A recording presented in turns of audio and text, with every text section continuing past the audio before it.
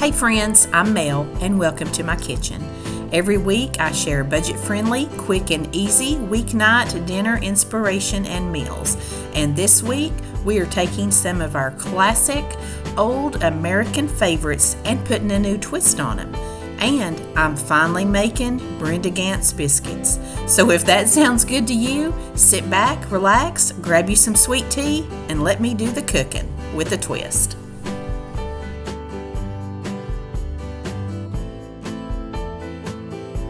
We're going to start this week with the classic favorite hot dogs and tater salad. Let's start with our tater salad. We're going to boil us 5 eggs. The best way I found to do is to bring them to a rolling boil, put the top on, turn them off, and set the timer for 19 minutes. We've also peeled and chopped up our potatoes and got them cooking.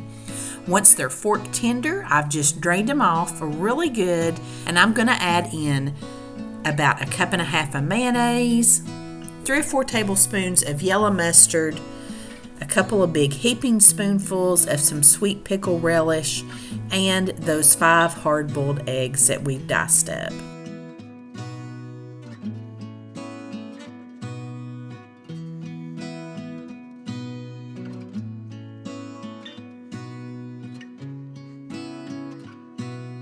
We've also got a diced up onion, and we're just going to start with about half of that. I was blessed this night. Callie's boyfriend Ryan was here, and he did all my prep work chopping for me, which was great. After I get it stirred up a little bit, I'm going to put in some seasonings. I'm using my Auntie No Knows Everything seasoning, which is just salt, garlic powder, onion powder, and I'm going to also put in a lot of black pepper. The thing with potato salad, it's very hard to pin down a recipe because really we just put in what we like and then give it a little taste. You can see I thought mine needed a little bit more mayonnaise. And then I put in about a big teaspoonful of sugar. Mix all that up and give her another taste. I just thought it needed just a little bit of something else. Couldn't decide if it was mustard or pickle relish, so I started with just a little bit more mustard and another good sized spoonful of pickle relish.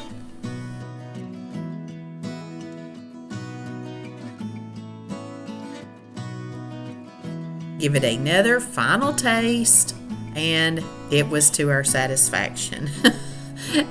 Now, this is a neat little hack my brother taught me to do hot dogs. You're just going to take your hot dog and you need like 2 wooden spoons that have the round handles. You're going to cut lengthwise your hot dog, but you don't want to go all the way through it. This is where the wooden handles come in handy. You're going to go diagonally down one side, just making slits in your hot dog, not all the way through. Again, the wooden handles will help you with that. Then you're going to turn the other way and go diagonal that direction. It makes this cute design on the hot dogs, and when they cook up, it just does something really amazing. And I didn't grill mine, I just do them like I normally do. I put them on a baking sheet and I cooked them at 375 degrees for about 15 minutes. Then I did go probably about 5 more. But look how cool this is. I don't even like hot dogs, but this looked really good. And I had used the better cheddar bratwurst for these, but they kind of just pop open and they get really crispy on the bottom and on the little edges there. And I started plating up Patrick's, and I put his little chili sauce on like normal. And then after I put the dogs on, it hit me, oh, it would be so good. You can put the chili down in the little cracks of the dog. So I went back and did a little bit of that for him too. And a lot of times I'll put shredded cheese in the buns to melt too, but I forgot that this night. Give him a little bit of mustard and onions, and our potato salad was perfect. Just top that off with a little bit of paprika, some corn chips and pickles, the classic all-American dog. But this little hack, it made it look super cute and interesting and so crunchy. Everybody loved these.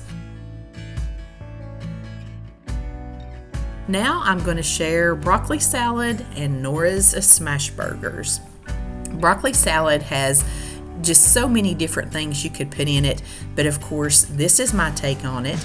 My dressing I just make with sugar, vinegar, and mayonnaise, and I'm going to put bacon bits, some red onion, and raisins. It's also very good if you have cranberries, and I put a little cheddar cheese in mine. It's really good. I love sunflower kernels or nuts in it, but we do have a nut allergy here that we are cautious about. So anyway, I just have one very small broccoli crown because me and Callie are really the only two that like this. So the recipe that I'll leave you for this, I'm definitely halving this. I just did a little bitty tiny amount. But you're cutting off your broccoli and you want it cut very small into bite-sized pieces. Just, it's better to eat that way. Going ahead and slicing up some onions to eat with our burgers. Then I'm just going to dice up just a quarter of this red onion. Red onion is very strong but very good taste. So I have cleaned my broccoli, rinsed it really good, and I'm going to put in that little bit of onion, and I didn't even use the whole quarter of an onion. I'm throwing in a whole little box of the raisins. I just ended up using one of those. Then I'm putting in a nice little handful of the cooked bacon pieces and a little handful of cheddar cheese. Now I'm using about half of a cup of mayonnaise here to mix up for the dressing, probably about 1.5 tablespoons of sugar, and then about 1.5 tablespoons of white vinegar too. I went a little light on that because I really didn't have a big salad. You're just going to mix that up really good and then pour that over your broccoli mixture and mix it all. You can see mine is still just a little bit clumpy, but that is fine. You just get it the best you can and it will break down as you're mixing it. And just like with our potato salad, we wanted to make this first so all the flavors could get mixed in together. And I did put this in the fridge to cool my potato salad we ate warm. Now here I've got about 1.5 pounds of ground round. Into this I'm just sprinkling some Lowry seasoning salt on it. I'm going to give it a few dashes of Worcestershire sauce and some Heinz 57. I'm using the Walmart brand and just going to mix all this together. My friend Norah made burgers like this whenever we were camping one time, and I have shared this before. I absolutely love them. I know a classic smash burger doesn't have anything mixed in it, but we love this flavor and you should just try it if you haven't. It is delicious.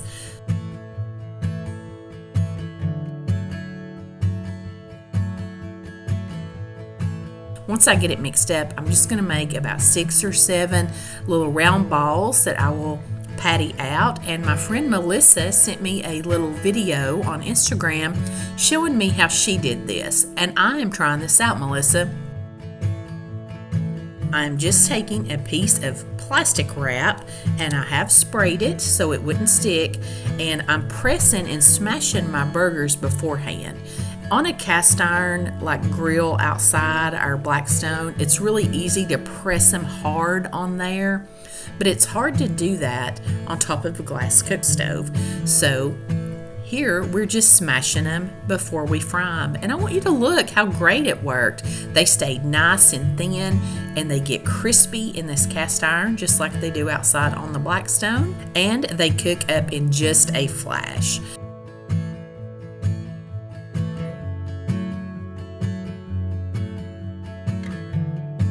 So here's our little setup for the night with all of our goodies. We had a little bit of our potato salad left over again, and that broccoli salad is wonderful. There is nothing like a yummy fresh salad. I know this broccoli salad has become a staple, at least in my neck of the woods, at every summer picnic or potluck. It is so yummy. And the burgers were delicious. They were ready in no time, and they had the crispy Smashburger taste of being done outside on the Blackstone and all the flavor of Norah's famous burgers.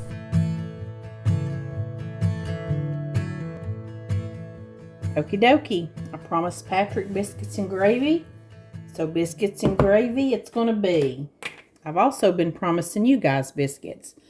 And I'm very nervous. I'm not a good biscuit maker. I'm just not good with the breads of any sort. So let's do this. Brenda Gantt style biscuit. Now, if you've watched Miss Brenda, you know she has a huge bowl. Just a huge one. And she keeps her flour in it all the time. I can't do that just yet. But I did pour out more flour than I'm going to need in here. And I'm going to try to do this Miss Brenda style. The first thing that she does is take the back of her hand and she makes her little nest in the middle of her flour. And this is self-rising flour. And I've got my little nest made.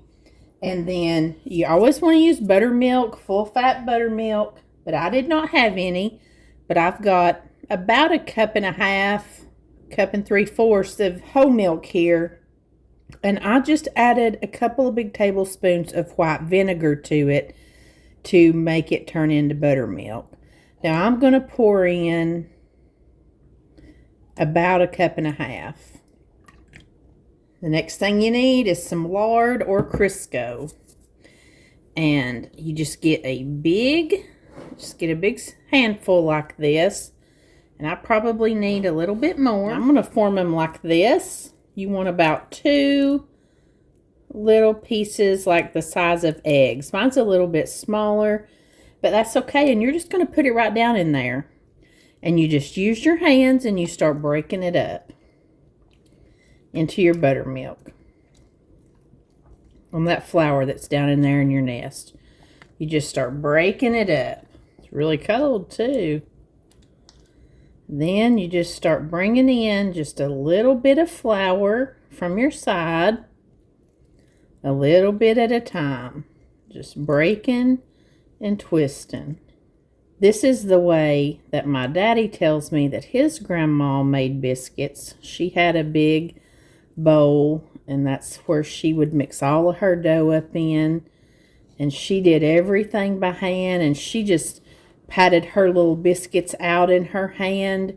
She didn't roll them out and cut them or anything. She just got her dough worked up and then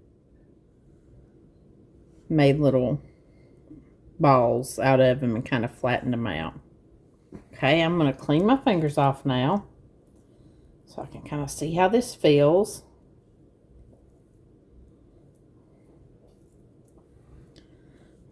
Put me a little bit on the top because it's a little bit sticky to me. The dough, the flour that's left after you make your dough, it's completely dry. So you could just put the lid on this big bowl and you could just keep this flour and keep using out of it. I have this cutting board right here. My dad made this for me probably a year or so ago, and I don't really cut on it. I don't know, I just don't want to mess it up and stuff, which is silly because he would want me to use it, but it does make the perfect little surface to do my biscuits because it's just like the right amount of space. There's my little dough, but I am just going to turn mine over here a little bit. My dough's kind of shaggy. I don't know why. I'm not a baker. I don't know why it gets like that, but it does.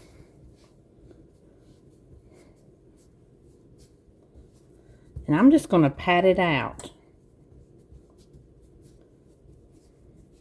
Okay, it ain't much, but it's mine. I have my cast iron griddle over here, and I've got this greased up really good with Crisco. And what we're going to do is just take our little biscuit cutter. This is a little cutter that I got at an Amish store. And this thing is very, very sharp. And that's good to cut your biscuits with. You want something that's sharp. You don't want to twist it back and forth like that, because that'll seal off the edges. You want to make a clean cut, and that helps your biscuits to rise, as well as placing them close together on the skillet. You want a real heavy pan if you have one, like cast iron, to cook them in. That just helps. And I'm going to cook these at 500 degrees. It's just going to take them about 8 or so minutes to cook. But I wanted to get this done and get it out of the way. But I got this at a little Amish store. I found something like this, and I stuck it in my Amazon store for you. But even better, when I was telling my mom and dad that I was working on biscuits, because, you know, I don't usually work on something before I show it to you. I just do it. But Daddy said he gave me one of these. He's got these little cans that he has cut to cut his biscuits with, and put a few little air holes in here so they wouldn't stick. But you just dip your can in some flour. Then you're just going to cut. And your biscuit should come right out like that. It's just as good as my little Amish one, if not better. I like it because he made it. So I'm just going to cut them out and lay them over here together. Now these, my biscuits, like I said, I'm not good at them, and they are different every single time.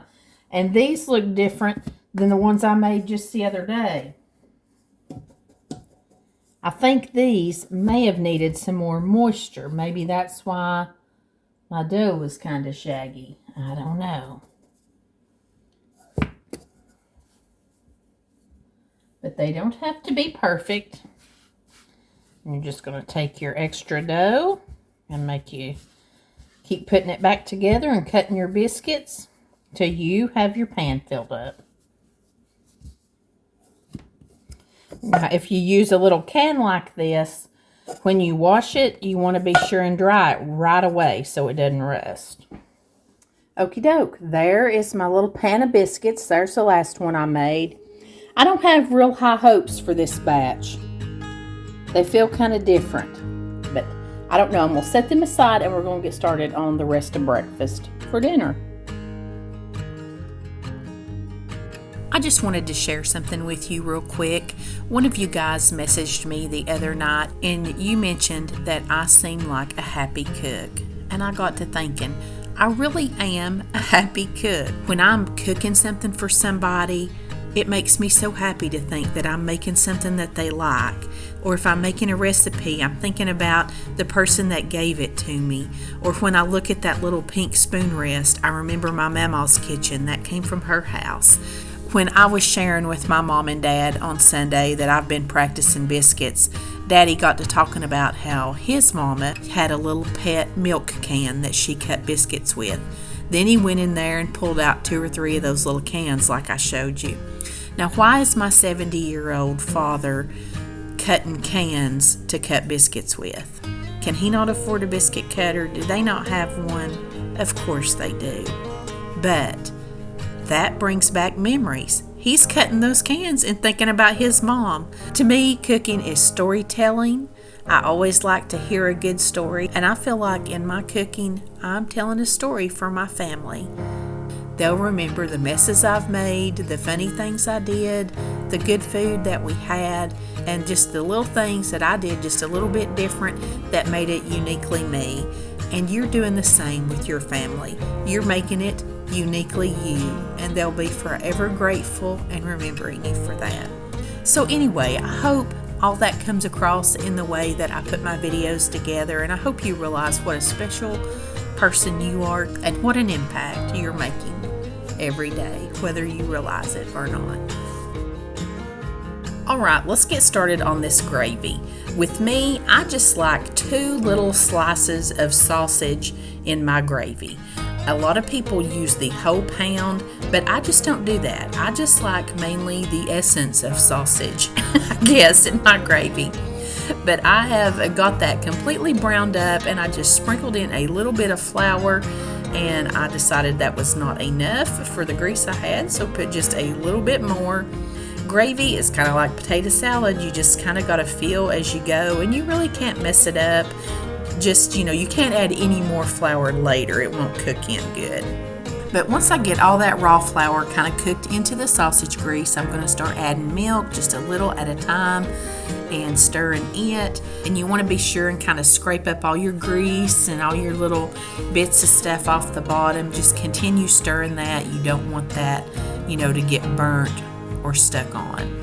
The only thing that I come back in and season it with is a little salt and of course black pepper. And it just takes just a few minutes. You'll see it. This kind of comes to a boil in there and that thickens it up. And you just kind of keep stirring this all the time until you get it to the thickness you like. And when it's almost there, go ahead and cut it off, because once you cut that gravy off, it is going to thicken up even more. Now here come my biscuits. I wish that I had videoed the last batch that I made. They were so much prettier than this batch. But hey, these are okay too. Nobody complained a bit. They were just tickled to have them. And I do believe Miss Brenda Gantt, she knows what she's doing. I should have never second guessed her. These were really good. And I'm still eating on my Christmas jam, and wanted to remind you, you have a few more days left on that discount code for Jam and Jams. It's 15% off of a $35 order with the code Christmas, and you have until August 5th till that expires. I'll be sure and leave a link to that and all the information in my description box for you. Nothing like breakfast for dinner to make your heart happy. I absolutely love to find a new, simple little trick or way to make something that I've made for years that makes it new to us, something different and exciting, and maybe a little easier too. Thank you so much for watching this week. I never take for granted the time that you spend with me. If you've enjoyed this video, be sure to give it a thumbs up and subscribe so you can come back every week and find some new dinner inspiration. And I'll leave a video linked on the screen for you if you like tonight's dinner. I'm sure you'll enjoy this one too. Until next week, I send you love, as always, from my kitchen.